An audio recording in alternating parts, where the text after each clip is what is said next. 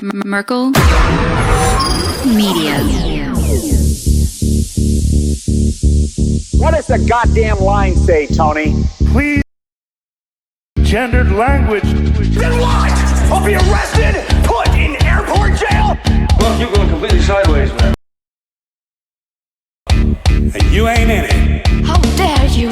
Mr. Speaker, the President of the United Handsome with Dave on NBC. Jack Marius Tactheratrix. Hi, I'm Spartacus. Jackson, Sacramento, he, him. Steven Seagal. Sex offender guy. I'm Keith Morris. This is Muammar Gaddafi. I'm Rick James, bitch.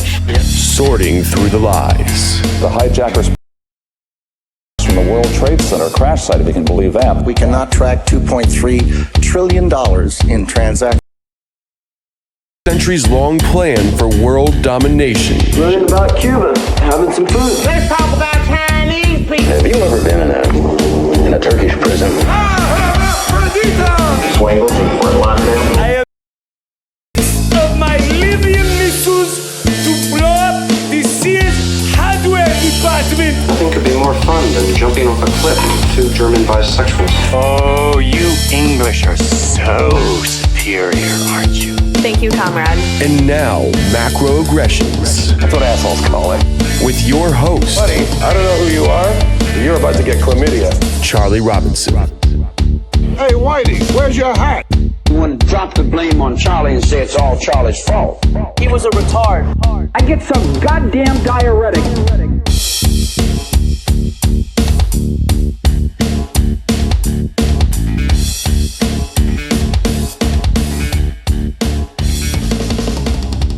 Welcome to Macroaggressions. I'm your host, Charlie Robinson. If you are watching us on Rockfin, Odyssey, Band.video, Vigilante.tv, or you're listening wherever podcasts are served, thank you so much. We appreciate your amazing and continued support. You can go to the website, theoctopusofglobalcontrol.com, or you can follow me on Twitter at Macroaggression, where I argue with robots. Legal Shield has been one of our newest sponsors. Thank God. They've been in business for 50 years. They have an A+ rating with the Better Business Bureau. They're available in the United States and Canada. And what they do is it's the collective buying power of all of us directed towards high-powered law firms in your area. It gives you access to an attorney at a very reasonable rate.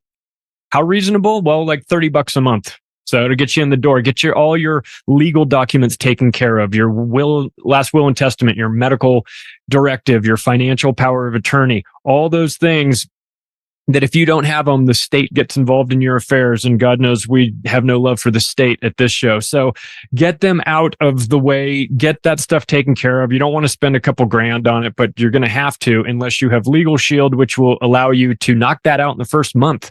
Just go ahead and get it taken care of and then keep the service. And in the future, if your work wants you to sign some weird contract that includes some language about medical procedures that you are signing up to be on board with, you send all that stuff to your attorney. If you get a parking ticket, a speeding ticket, or whatever, send it to your attorney. Somebody says they ruin your shirt at the dry cleaners and tell you too bad, send that, have your attorney send a letter. I do ask this though. I do request this from everybody. Only use this power for good, not evil. Do not use this to threaten people that haven't done anything to you. But if you feel like you're getting pushed around by somebody, stand up for yourself. That's why we created the web domain www.don'tgetpushedaround.com. You can go there and find out everything that Legal Shield is doing.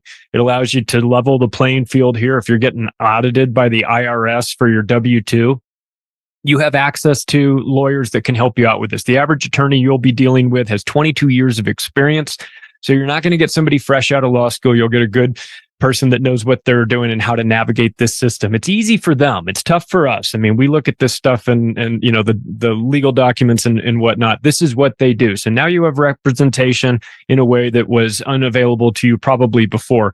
Go to the website, read up about it, see if it's right for you. If you carry a gun, if you have a small business and need a legal department, they've got access to that. If you need Identity Shield, just go to don'tgetpushedaround.com, read up about it, see what you think. Also, Chemical Free Body has been with us since the beginning. They're making the best supplements out there. They're making the supplements that actually work, aren't the ones that you just, that just pass right through your system. God knows that vitamin industry is about the scammiest one you can get involved in, and Chemical Free Body is fantastic. Tim James he's insane about the purity of his products. He is so insane. He asked me to put him in touch with a company that would do his merchandise, his shirts. He asked if they had an organic option. I said, I don't think so. He said, well, then I can't use it. I can't have anything that's synthetic. I've got to have organic cotton for my shirts. He's crazy about his shirts. Just think how crazy he is about what goes into his products. And if you don't like them, he has a double your money back price guarantee. So, I mean, listen, he puts his money behind it. It's getting ready to warm up here. You might be looking to go to the beach. Maybe you want to clean out a little bit. They have a detox in the box bundle.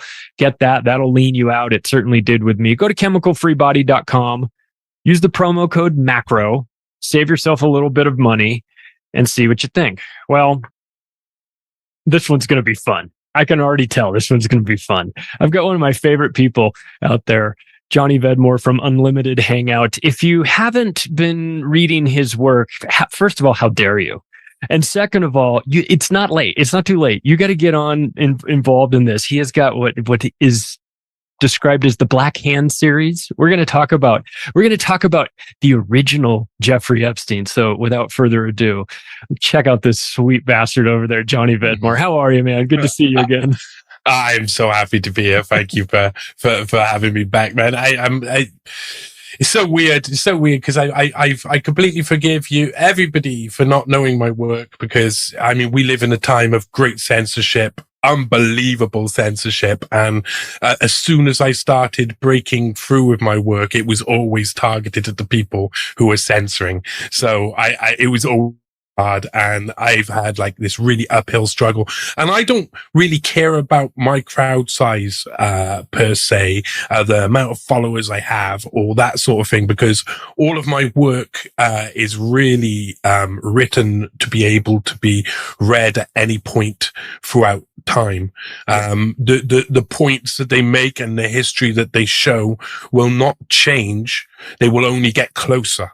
And they will only get closer, because what I'm studying, and what I study for people who don't know me, is the elites, the establishment, how it works, the organizations like intelligence organizations and the mafia, and how historically they all merge together to create all of these different organizations that we know that rule basically everything from the Council on Foreign Relations to Bilderberg to the WEF. And of course, I've focused in on some of these really big characters like Klaus Schwab that no one really knew the history of. And I've had this really beautiful journey, and this is why I've shared this journey with some very loyal readers, some people who have been there with me the entire time. And if one day my work goes ooh and everybody reads it and I'm really popular, it's the people I shared like this work with originally who really just came back and said, wow, what you're doing needs to be done. Keep going, go further, go better, go harder, understand what what you're doing is right, and keep on this path. Those people are the people who have driven me forward. So now I'm just on this journey, and we talked about this bit before. It's just you're propelled not only by the positives you get, the positive love you get in return, but the actual feeling of discovering information for the first time, which is kind of druggish. It has that sort of effect of euphoria where you just realize sometimes I've gone to go to bed and I'm going to be up for because I've discovered something. The Black Hand series was like this. What we're going to discuss today is the 5th article in a series which was so really massively important for me to write, because as soon as I discovered something, I was propelled into knowing more until it's got to this stage. And that's how this work works. So I'm really happy to have people listening. I'm really happy that people read, and everybody's much forgiven if they haven't read my work. And please, if you do read my work, enjoy, take it in. All I'm doing is putting facts that existed once upon a time down on paper. I am a conduit for information, and that's what we do. This is what we do. You're going to, if you read if you read the work, someone asked me recently, where do I go for good information on events that I won't get anywhere else? And I said, go to The Last American Vagabond and go to Unlimited Hangout. And you're going to read articles about things you're going to read them about a year in advance, 6 months to a year in advance before they're even talked about elsewhere. And you're going to feel like you're living, like you've gone into some sort of time machine where you're reading about the future. But it's just that everybody else has to kind of catch up to you guys. When I want the goods on a particular person or a particular angle, that's where I go to look first, because inevitably you guys have done it. But I also have to be careful, because when I go there, this is the problem I had with writing the other books. There were some people that I had to stop listening to while I was writing the book, not because they weren't good, but because they were too good. I didn't want them to influence my writing. So if I'm going to be working on a book on a particular topic, okay, I have to almost like avoid your stuff, because it's so good that it would be, I kind of want to discover it on my own. You know what I mean? I completely dig what you're saying in a way that is just like that connects with me completely. And what I do, one of the things I do is, and this sometimes I think I risk stepping on some people's toes, because for instance, with the Welcome 5 article I did, I didn't read anybody else's stuff about it. I avoided reading anything, because I don't want to pick up people's opinions. Right. I don't want to pick up people's rightful anger. You know, people are angry about something and maybe they don't mean to, but when you read something and you can hear their voice in the background telling you that they're angry within the piece, you feel, you know, you're going to go away with a kind of a different view than you would if you just emotionlessly stick down that information on the table and get rid of that emotion for the subject and for the topic. And I keep going through this process where what I discovered is, like, the first 2 days of working on any subject, I get really angry and pissed off, and I'm like looking at the screen, I'm going, yeah, come on, I'm gonna fight something. And then I pass by all of that, and then suddenly I'm like, I'm just going to put down all of the information. I won't put in anything that I cannot back up, prove, source. That is just my opinion. I will save that for right at the end of an article, where I'll give you, like the reader, a basic opinion about what I think may be happening. But usually all I want to do is get that information down, and you can't look at it with emotion. If you look at it with emotion, you will get angry every time, and you will always make the wrong decisions of where you look for the next thing, because we have a habit of humans of making bad people into even worse people, and then making worse people into even worse people. And that's done by our anger, where in actual reality, every human's capable of the same amount of good and evil. It depends about the amount of persuasion that they can put forward onto people to make other people do things that are negative. And you've got to take it each person as they go. And even these elites are blind in a world that they don't see what the other half lives like. They don't know what it's like to be in some run-down estate in somewhere like Leicestershire, or somewhere like Colville, in a big block of towers where you've got 15 kids living in a 3-bedroom house. They don't understand, like, some of the harsh realities that other people live by. So why would we understand theirs? And we can understand why we get crossed wires, but at the end of the day, they're trying to manipulate, create a world that's in their image. And that's what we're trying to expose, is what their image actually looks like.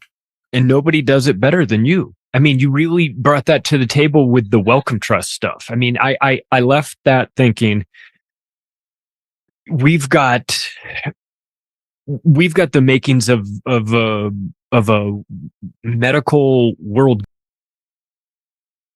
people that are trying to fast track vaccines and make them in 100 days, you know. Yeah. And like, oh, it's just computer code. We'll just email it to each other, you know. And I'm looking at this and I'm going, lockdowns, World Economic Forum connected, an underlying theme always of depopulation and eugenics. And I see that I go, well, this has got to be like, everybody's got to know who Wellcome Trust is. Everybody's got to know about this, right? Right. I look around, there are very few people doing work on it. You're one of them. And I read your work and I went, we have to talk. And that was what, a year and a half ago or a year It's ago? all about noise. It's all about noise. Everybody looks at a situation. They try and take in as much information as possible. Like people who don't do what we do, their research is going on to say YouTube or Rumble or whatever, or Odyssey, and they're clicking around and they're typing in the things that they think will give them that information, but they're only getting part the information, and there's so much noise. Every single bit of information they get comes with 100 to 150 bits of information that are useless, and alleyways and routes that you could go, and places that are going to lead people nowhere. And what we do, what I try and do with my work is take away all of that noise. So take away all of the missteps and the misdirections and narrow it down to who's really responsible for doing certain things. And I think in like the grand scheme of the vaccine thing, there's so much noise. There's so many people shouting and screaming, so many bad actors, but lots of those bad actors work for the same few actors. And once we're able to see who those guys are, those are the guys who we really officially need to take out of the policy making machine that they've created to stop them. But I mean, monster anyway, so well, what can we do? Well, let's talk about the original Jeffrey Epstein, shall we? This is a guy named George Huntington Hartford II. And when you're born with a name like that, I suppose you're predisposed to be a tremendous asshole. And certainly this guy was. His family comes from the A&P stores, right? So this is a family fortune. A&P is not a big deal here anymore, but I think it was for a long, long time. It was, if I'm not mistaken, I remember you writing that it was the first chain of grocery stores. Is that right? Yeah. It was the first ever like kind of chain grocery idea behind a store, and it captured a massive market really early on doing that. No one else had done that, so it's like when you first, it's like any big bubble that suddenly goes, whoom, there's a load of people right at the beginning who make loads of money and get out of it really quickly and go, yeah, and dance away. Well, they kept trying. I think you could say probably for 50, 60 years, they were probably on top in that sort of field until they had enough competitors around. But yeah, A&P groceries, which is something we don't have over here, of course. So. Yeah, and we don't have them where I live, but I have seen them before. I think it's maybe a little bit more of an East Coast thing, but let's put this in perspective. What type of fortune are we talking about in maybe today's standards? Are we talking about a family that was worth $1 billion? I think they would probably be something like top 10 richest people of that time. They were like, okay. In America, they were really top dog. It made them a load of money really quickly, and it was a fortune. I think it was like when he inherited his fortune, it was something like 90 billion or something like that, and that's an insane. I maybe it was 90 million and then reverted it to billions, but I can't believe how much it was when I researched it. And I have trouble with these sort of things when I see statistics that I still later on, even after I've written it down, sourced it, later on I go back, I'm like, I can't believe the figure. The figure is so grand, it makes no sense. But he had a lot. He had a lot of money. He was a billionaire.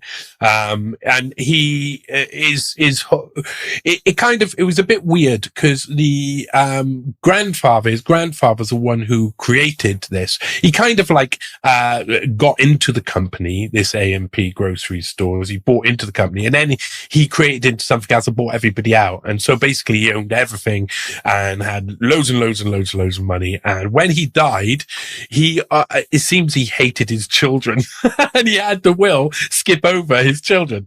And there was probably a reason. George Huntington Hartford's father was, I can't remember what his name is now, but he was notoriously, Edward Huntington Hartford. He was a terrible arsehole, of the highest degree. And he hated everybody. He spent like the end of his life alone, and he died by the time Huntington Hartford was, 11 years old. And, his Huntington Hartford's sister, Josephine Bryce, later said, I don't think Hunt even knew who he was really. Like, it was so distant from him, and it really stunted, George Huntington Hartford II. Of course, his grandfather was George Huntington Hartford I. And when his grandfather died, I think it was in 1921, he inherited all of this fortune. And him and his sister inherited some, and of course it was some other around the family, but it was such a massive amount of money.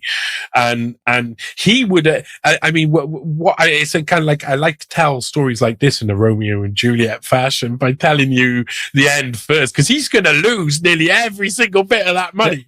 I mean, this is the fun of the story and the thrill of the chase when you're going through the life of George Huntington Hartford II.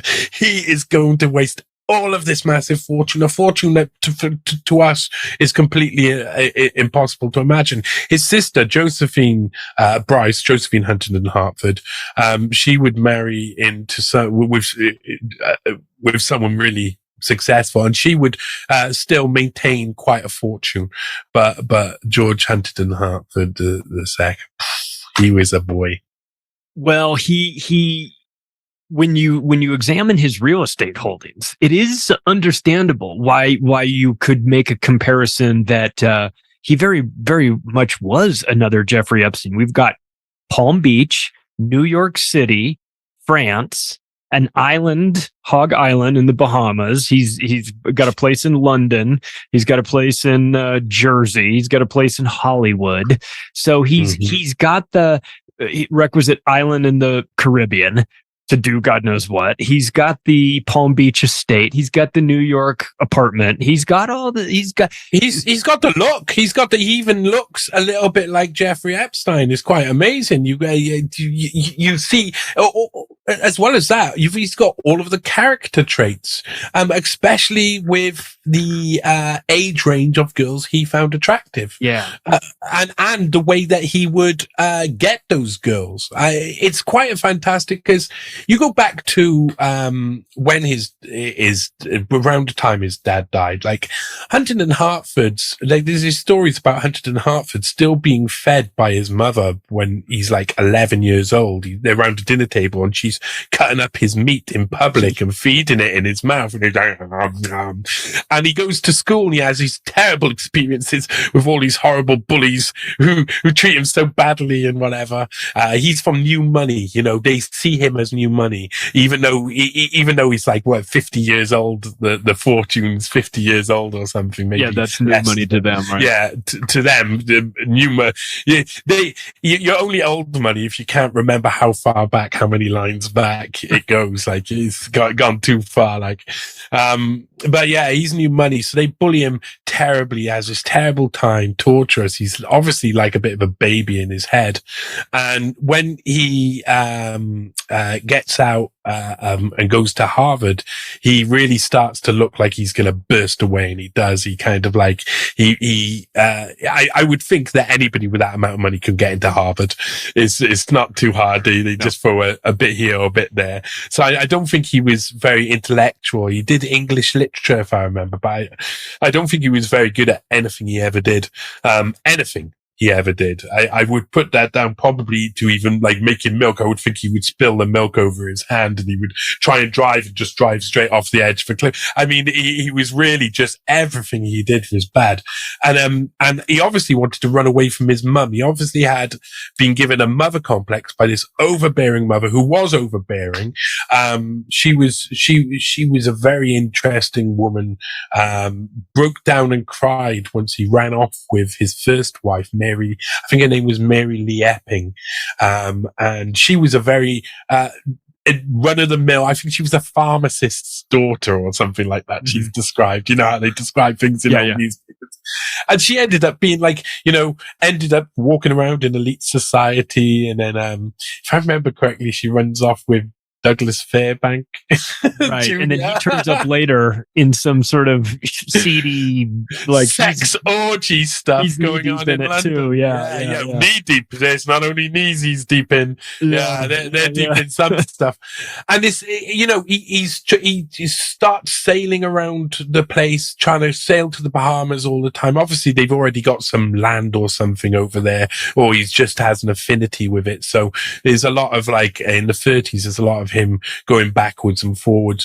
And then of course the war happens, and in the war these type of rich guys became heroes during the war by, I'm donating use of this estate to the whatever Air Force, and so I'm a wonderful person, aren't I? And everybody goes, yeah, so he's been donated by, and so there's a couple of those things pop up, but there's nothing too much. And it's really in the 50s where he's obviously like desperate to get out and be known and be successful. Everything's just, he's just, I think he's defined by all of his many failures.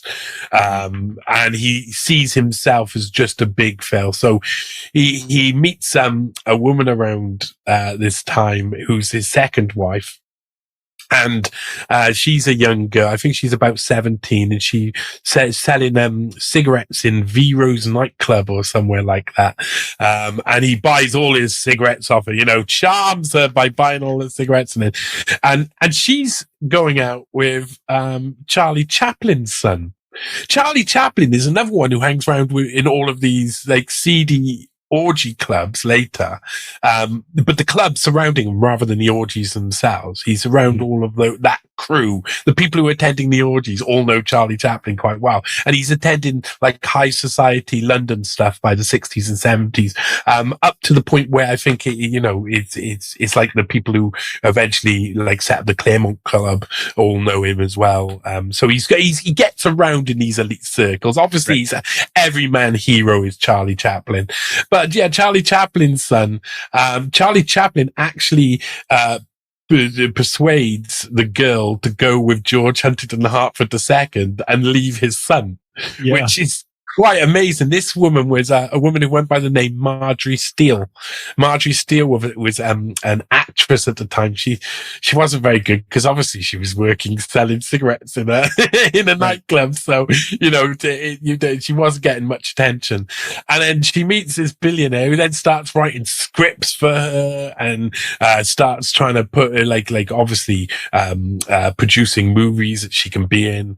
And he's basically so desperate to make something succeed that he's just doing everything by the 50s. He's pushing himself out. George Huntington Hartford is trying, but all of this time he's got his people going looking for young girls, because even though he's married, he's a terrible cheat. Mary Lee Epping left him because he had a child out of wedlock with some other young girl, and he as is quoted later, and is what I mentioned about the commonality with Jeffrey Epstein. He liked his girls prime, they said. Yeah.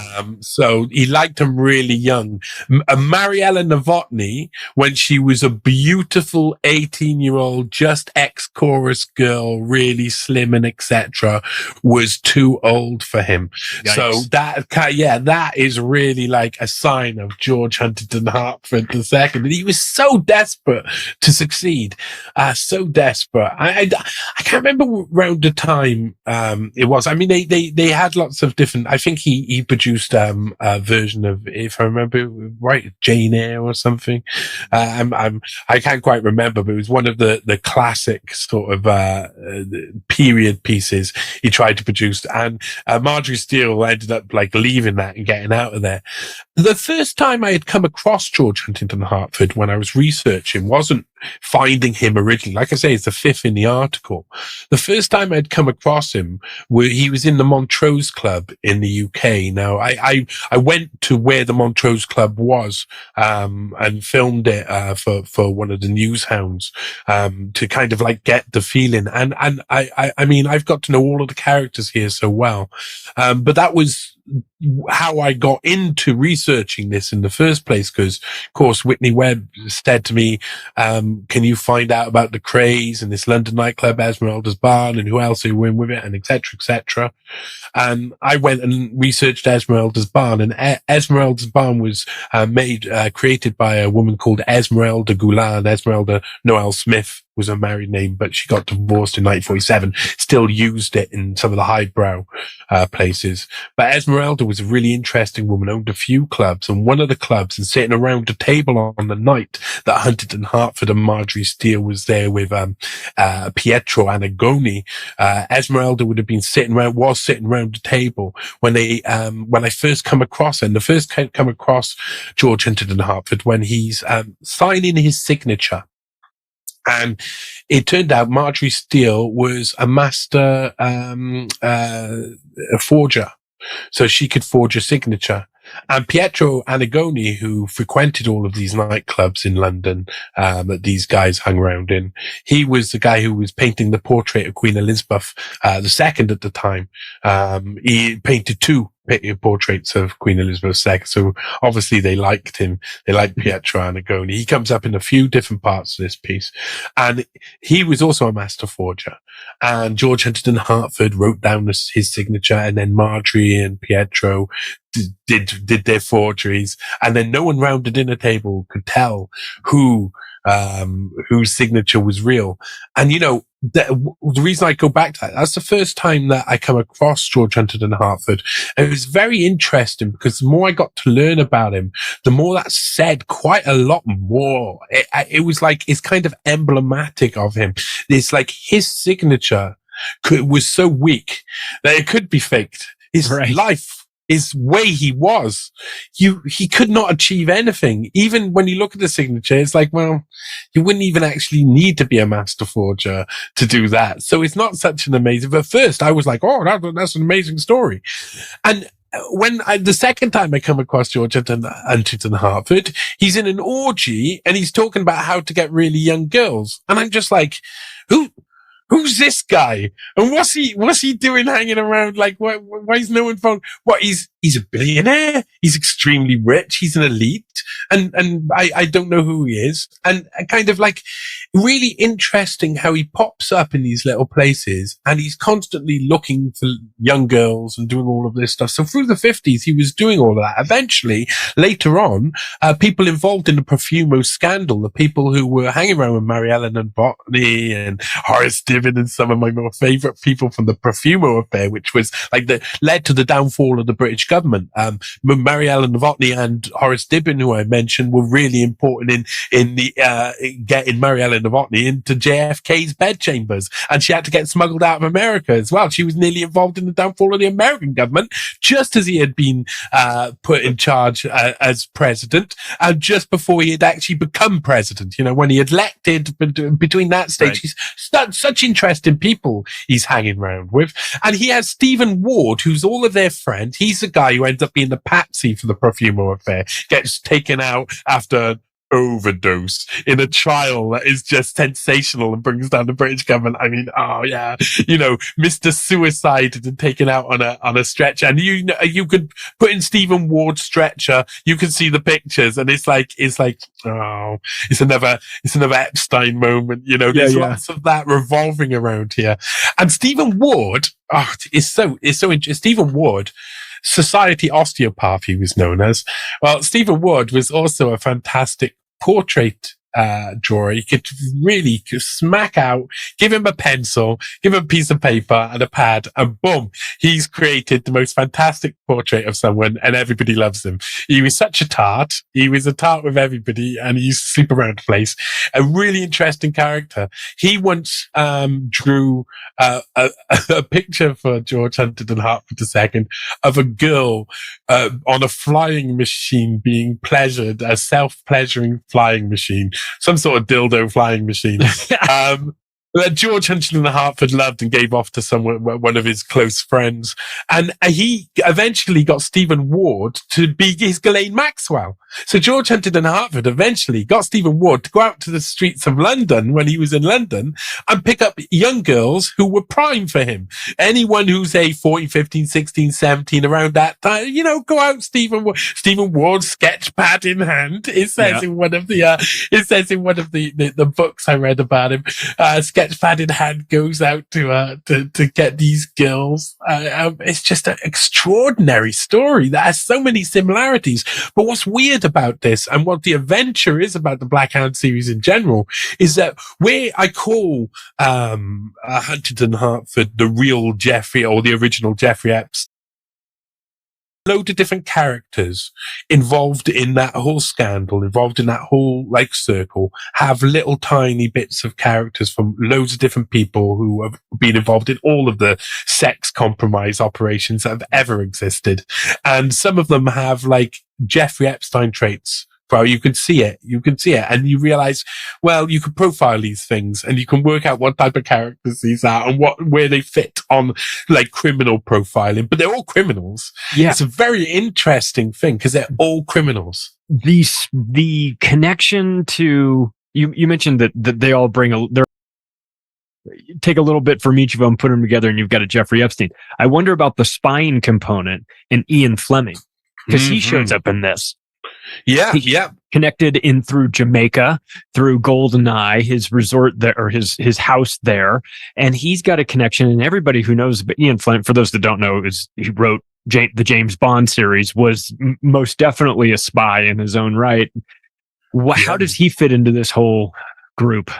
It's quite amazing because it seems to be happenstance. There was a man named Ivor Bryce, a very interesting man from a wealthy family himself. And producer guy?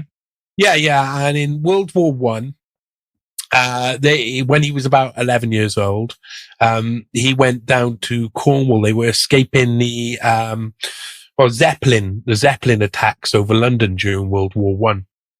And so a lot of the rich people, fearing fire, sent their kids off or took them to a resort.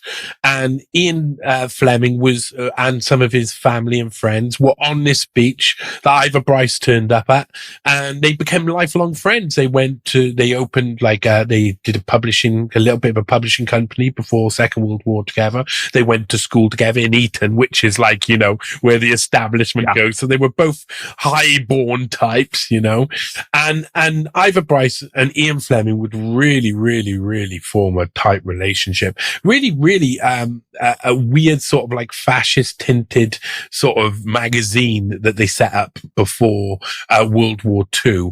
It was very sympathetic to fascista sort of causes, and yet during World War II, they really both get heavily involved in intelligence. They both become, their roles as spies are really quite grand. Ivor Bryce is, I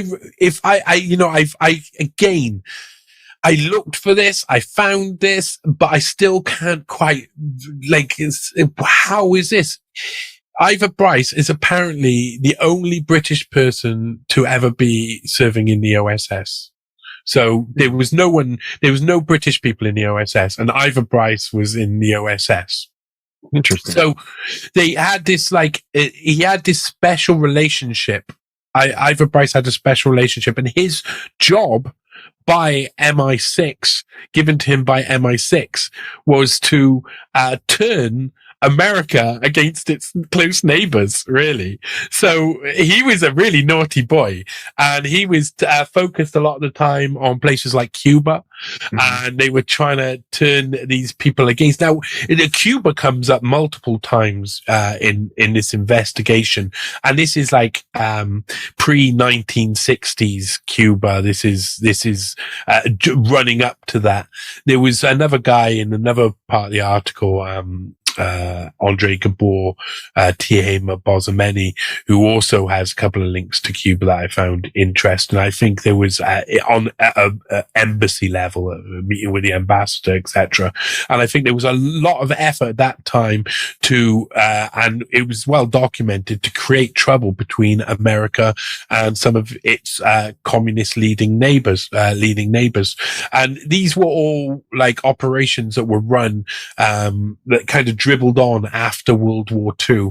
And though it was really complicated, it sounds really complicated. A lot of what they did, like Ivor Bryce, one of the things he did research was he made this map. And it was a map showing the location of Nazi sites that were being based in Cuba, like the missile crisis. Like, you know, there's missile bases in Cuba, you know, years before. Oh, there's Nazi camps where the Nazis are going to attack America from. Mm-hmm. And they tried to pull that same, like they pulled it before it was pulled, you know. These are the guys who are creating the game. They're creating spymanship and modern spy games. They're really, really going out of their way to do something really special. And they put this map handcuffed to a dead body that they disguise as some sort of pilot, like Nazi pilot or something, and then allow other people to bring it in. And so the Americans will think that the Nazis are planning to do this in Cuba, and then they'll turn against Cuba. And what happened? They did exactly that. The plan worked perfectly. So these people, some of the quotes, I mean, the people they were working with the BSC, which is like this, unit that was like a spy, almost like an openly, obvious intelligence unit working out in New York, during the World War and after. And people like, Ernst Cuneo, who was also involved with Fleming and Bryce in creating James Bond eventually. He gave evidence, I think he was giving evidence to Congress or someone about that period. And they just admitted they did everything. They did every sort of nasty method to get what they wanted. They did, because that's what the game was.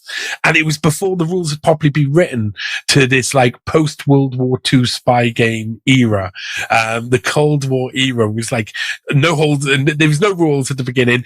It was all really messy. And then people realized, oh God, that's caused a load of friction. Let's all like retreat in a little bit and be a bit more careful. And then it's like everybody's watching each other and they're panicking. And then it's like this thing where everybody goes into the shadows.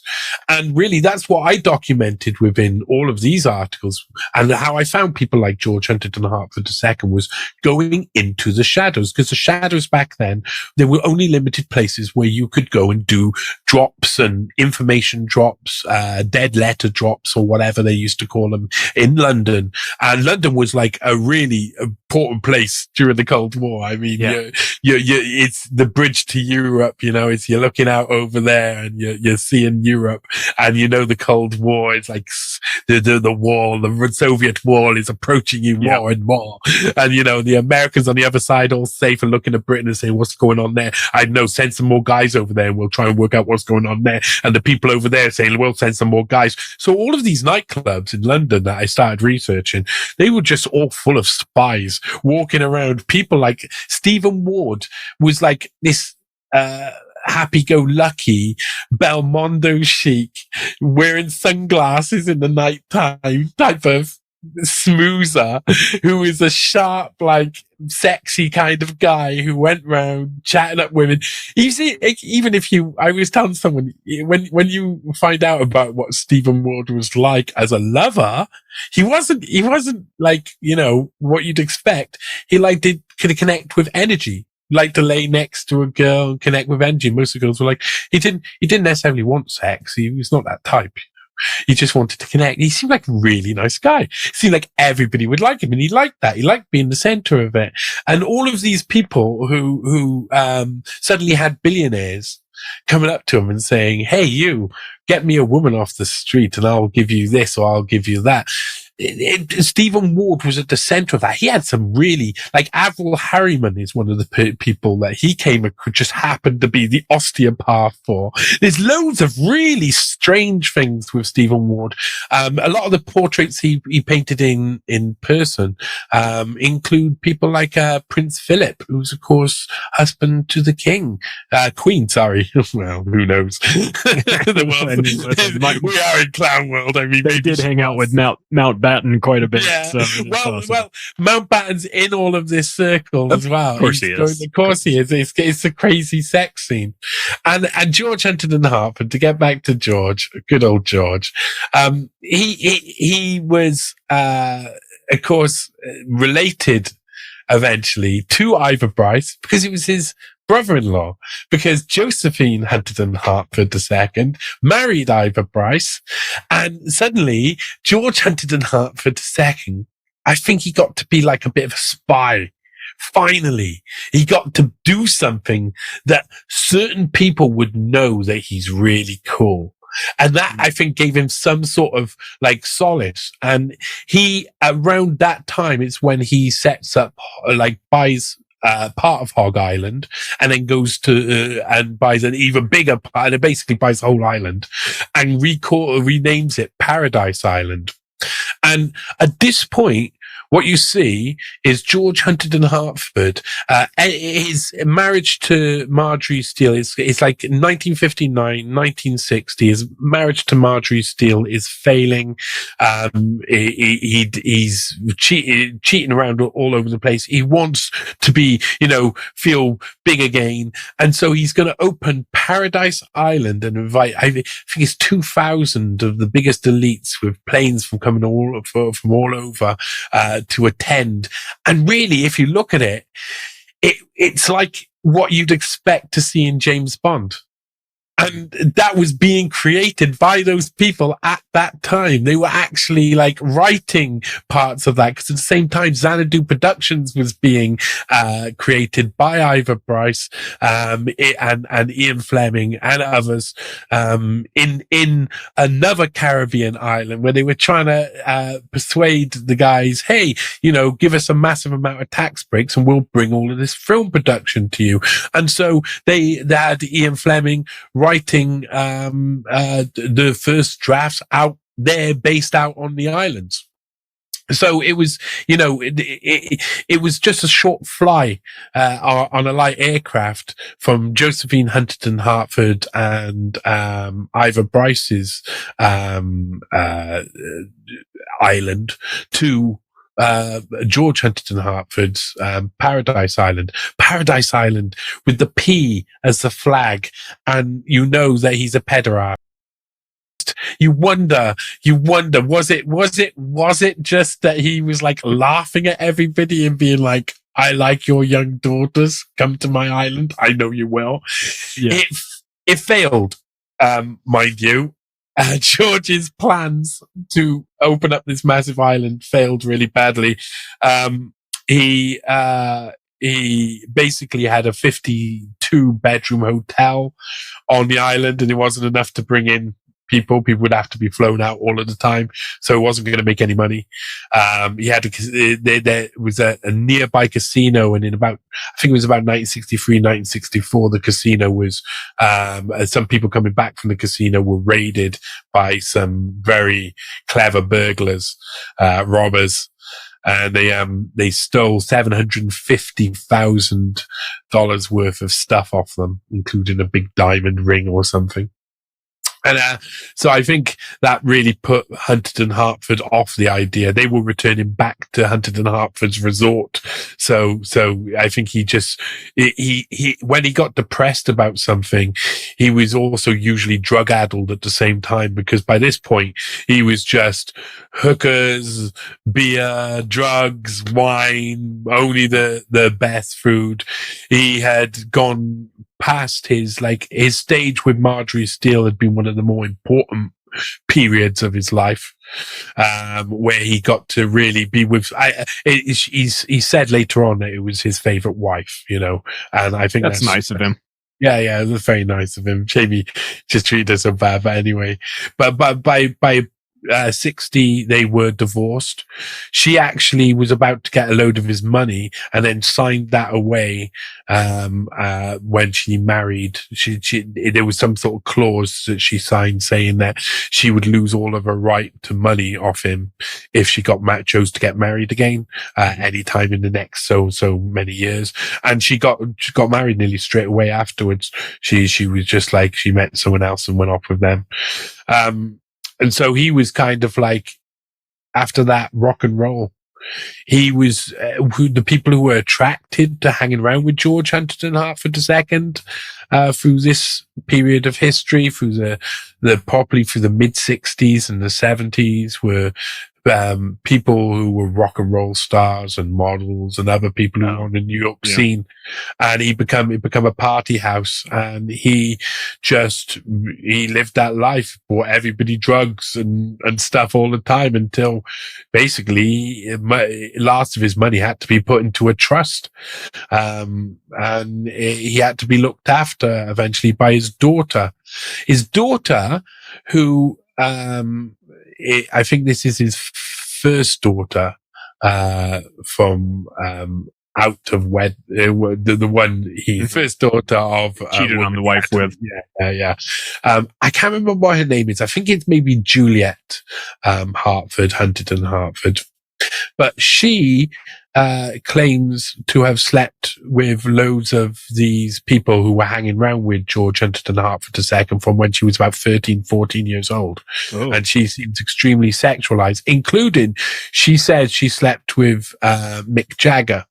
Now, whether that's while she was that age or not, I don't know yet, because I haven't been able to work out what date she says that happened. She just said that she had sexual relations on multiple times, but also says that she started having sex at these sort of like soirees her dad was putting on by the time she was like 13, 14. Good. So there's obviously, there's obviously a lot of like, if you live in the party scene, if you live in the party world, then, you know, you could be sexualized young. What that means, and who she was sexualized by, I do not know. I just don't know. But it seems like it fits in with her father's sort of image of the world, which is nothing really matters. It's party time forever. Mummy and daddy didn't love me properly, and I'm very sad. The difference between George Huntington Hartford II and Jeffrey Epstein is really clear. Being that George Huntington Hartford II died of old age. So he got away with everything he did. Was he blackmailing people? I think there's a lot more. I tried to tell, because when I read the stories about George Huntington Hartford, like most people, you can get really annoyed and frustrated by how sanitized they are. When someone's already dead, why are you writing a sanitized article when there's obviously more there? Why are you doing it? Who are you trying to please? But this is what was out there. So in these sort of things, there's lots of sanitization by other researchers. But I think there's a lot more. I think he was trying to do. I think if he had tried to blackmail people, he would have failed at that too. So it really, his story is truly one of a man who has the biggest silver spoon, the most amazing trust fund, all of the opportunities in life, all of the ability to be someone fantastically interesting and talented, and fails at absolutely every single thing he does in spectacular fashion. Wow. I think that is like a life with, is that a life worth leading? I don't know. but it is one of those stories in the world where everything, like, if you can, it's interesting there's so many matches to Jeffrey Epstein itself, but I think the real point of that is you could be this unlucky and this lucky at the same time. Yeah. That's crazy. It's an interesting guy. These connections to Ian Fleming and James Bond series are I guess not surprising, really. I look at that whole area out there.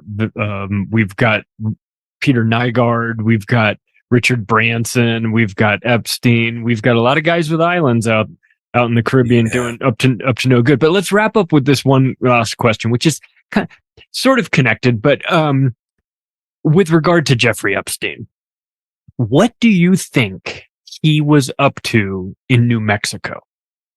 Okay, because that was a weird angle. This brought in, we understand the politicians and getting them in track. He pivots somewhere along the way and starts to get really interested in physics and science, starts hanging out with guys like Martin Nowak, starts talking about evolutionary dynamics and evolutionary biology, which is code for eugenics. He starts doing some sort of weird breeding program in New Mexico, and then it goes away and we never hear anything about it. What was this dude up to at that Big Zorro Ranch? Yeah, I think even the people in the Big Zorro Ranch who were actually looking after the land and stuff seem a little bit like puzzled, and everybody. I mean, what I've learned over the past 6 months, especially about the Jeffrey Epstein case, is that not one thing you think is the way it is the way it is. It's great. It's an amazingly interesting case that just keeps on. It's a case that keeps on giving and keeps on morphing and keeps on changing, because what we got given, what we got fed for years and years, is on purpose and is a narrative set up. So I think that with the Zorro Ranch, especially, it was really easy to get people thinking about what he was up to, because at the same time, the Edge stuff he was because at one point he was just the only person funding that Edge Foundation's stuff. And that had some people, I mean, even nowadays, like people like Eric Weinstein and stuff have to like go, well, I just turned up, went, but he knows where he was, and he knows he's denied he's met him before, and all of this. You still catch these scientists with their pants down, because he was catching the scientists with their pants down. These scientists were desperate for some attention, like always. And as soon as this rich guy come along and said, everybody can stay in my hotel and blah, blah, blah, and he Huntington Hartford it is, gave them everything they want. Then they all came and went, oh my God, you're so wonderful. Now that gave him kudos, and that gave him the ability to get into certain other people. He didn't have to get into everybody. And I don't think he cared about too much about science. He cared about the people who came along with that and the opportunities in the future if they show themselves. So by this point, especially when you're getting in the late 90s and early noughties, what you've got is people who are predicting stuff. The people who are predicting stuff that we don't listen to until much later on are telling all of these rich folk like Jeffrey Epstein, you need to get into nanotech, you need to get into anything that's medical, you need to do all of this. I did an article on David Shaw, D.E. Shaw, who set up one of the biggest hedge funds around the world and employed Jeff Bezos, and then worked Jeff Bezos up until vice president. And then eventually, I think he was co-president the organization, which was had 5% of the New York Stock Exchange at that time under its control. It was such a rich, I know. What's the name of the hedge fund? D.E. Shaw, David Shaw's hedge fund. And so Jeff Bezos gets put into, Amazon through David. He goes up to Big Papa David Shaw and says, can I go and work for Amazon now? And David Shaw goes, oh yes, you can go work for Amazon now. And oh, thank you, madam. And then they go into their station wagon and they set up Amazon, and it's a dream. And it's not, it's from a big hedge fund. But D.E. Shaw, in around that same era as Epstein's flipping over to science, he's also doing the same. He's leaving behind being in a hedge fund and doing all the financial, what he was doing, which was like computational computational, like sort of game theory and stuff to try and work out what's going to happen in the market. To get out of that, to go to the next big thing, he went into pharmaceuticals and become a fully fledged biomedical chemist. He completely like working on stuff that he's selling now to the big dogs, and is all experimental and includes all of the RNA and DNA stuff that we hear so much about. These people who know what's going to happen beforehand have listened to certain people. And so Jeffrey Epstein in the late 90s and early noughties gathered a lot of scientists around him and asked them all over and over again what he needs to do to be big. In a sense, he's asking what he needs to do to remain big and remain a big dog, and to be on the frontier of whatever comes next, whatever big thing comes next. So I think there's an element of that. There's an element to that to Zora Ranch. And one of the big elements is that there's been a lot of stuff that's thrown in afterwards about breeding stuff, breeding chambers and all this sort of stuff that I've not seen any evidence of, and I doubt the claims of to some extent. And I will write out that properly in a few months because I am about to release I'm trying to finish off the third right now. It's very hard. So actually it was just going to be one article. Heavily relates to the Epstein case, relates to a lot of the people involved in it, and the veracity of some of the claims. And I found evidence that flips a lot of it on its head, like really, really will cause people to, I've said in a couple of interviews now, could cause the collapse of the Ghislaine Maxwell trial, because it's that serious. I'm really, it was going to be a one article, but there's so much information. It's now a trilogy.